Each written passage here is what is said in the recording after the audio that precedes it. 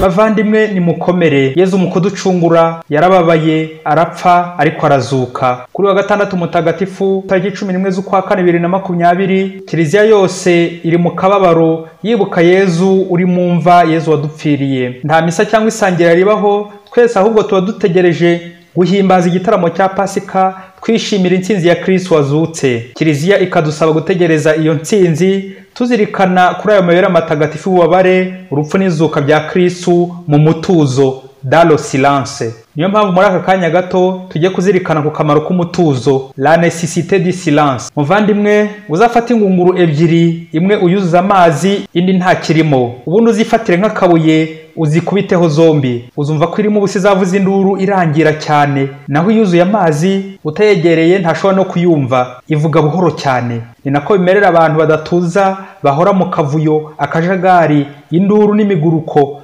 Barasakuza cyane bagashirirwa, ntihagire icyo basigarana, induru ikaba yose kuko ntacyo basigaranye. Naho abatuza bagaceceka, bo bagira igihe cyo kwakira, bakageraho kubika hagije ibyo bumvise, bakagira ubukungu buhamye mu mbere yabo. Twibuke ko no muri Bibiliya ahenshi batubwira uburyo Yezu yagiraga atya akiheza, akajya ahantu hatuje, agatuza, agasenga. Yezu yatangiye ubutumwa bwe yiherera mu butayu wenyine mu mutuzo. Niho yavomye imbaraga za Roho akuye kuri se, zimufasha gutsinda ibishoko bya Sekibi no kugira ngo ubutumwa bwe bukomeze kugira ireme, kandi akabitoza n'intumwa ze. Kwihera no gutuza ku masaha akwiye igihe bavuye mu butumwa, mu mirimo, nk'uko tubisanga mu Ivanjili ya Mariko umutwe wa 6 umurongo wa 31 haragira hati: nuko Yezu abwira intumwa ze ati, nimuze ahitaruye hadatuwe, maze muruhuke gatoya. Ikiba kigamijwe mu mutuzo nk'uyu ni uguhanga no kugarura uburyo buboneye bwo kuruhuka, gutekereza neza, gushyira ibitekerezo ku murongo, kwiyegeranya, gusenga kurushaho, kuzirikana, kwikosora no kwiyumva ubwawe by'umwihariko. Bityo rero bavandimwe, akamaro k'umutuzo kari ugutatu: ni ukwiyumva, kumva abandi no kumva Imana.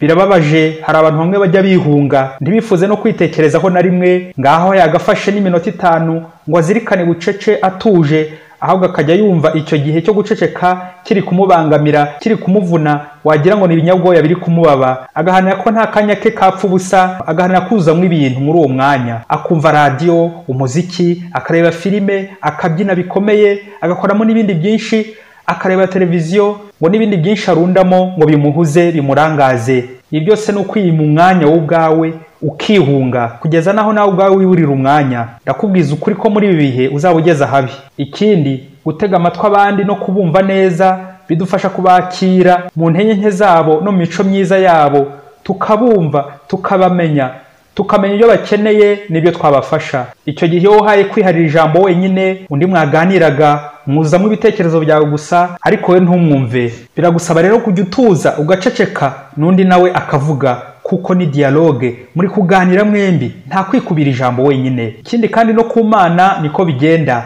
Hari imvugo y'ikilatini igira iti Deus non est in commotu, Imana ntiba mu rusaku, Imana ntiba mu kavuyo, mu bibomborana, nta rusaku igira. Imana ivugira mu mutuzo, Imana iba hatuje, kandi nawe uri utuje nibwo koko urushaho kuyibona neza. Ahubwo tujya gusenga tukavuga, tukabwira Imana agahinda kacu kose, ibitugoye byose, ubukene, akababaro, icyorezo cya coronavirus kitubangamiye, ibibazo byinshi bituremereye, ariko ntitugenere Imana n'iminota 2 yo kuyitega amatwi ngo nayo turangire igisubizo. Nubwo nyine ku mpuhwe zayo n'ubundi niyo twayima umwanya, yo ntihwema kudusubiza ikoresheje ubuhanga bwayo. Guceceka bijya bitunanira pe, kandi ari byo zingiro ry'ubukungu, ububasha, ubuhanga n'ubwenge. Umuhanga wati kubera kudatuza kw'abantu bamwe ntibakoresha neza imbaraga zibarimo. Biratangaje ko kuri iyi si bamwe bajya bakoresha gusa 10% by'imbaraga bifitemo kuko badatuza. Ubwo se 90% zisigaye uzazirekera nde wundi? Byumvikane uzipfusha ubusa. Gusa nanone bavandimwe, dutandukanye uburyo bubiri bwo gutuza: umutuzo w'inyuma n'umutuzo w'imbere. Ushobora guceceka inyuma,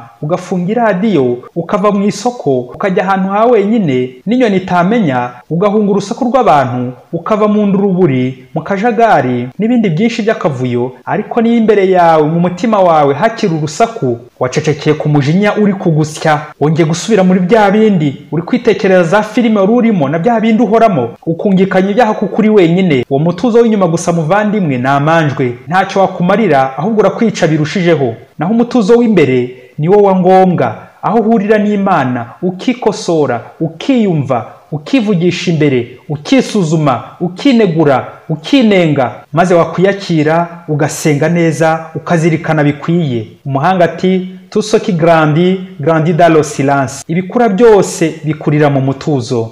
Bakristo rero dutegereza izuka rya Kristo umwami wacu uri mumva, natwe twige gutuza koko, tuzirikana aho Yesu yadukuye mu bucakara bw'icyaha, uko yaducunguye none tukaba turiho ari we tubikesha. Yesu Kristo akuzwe bavandimwe. Mwari kumwe na Padiri Masumbuko Ladislas muri zimwe seminari nta mutagatifu Aloyizi, Diyosezi ya Cyangugu.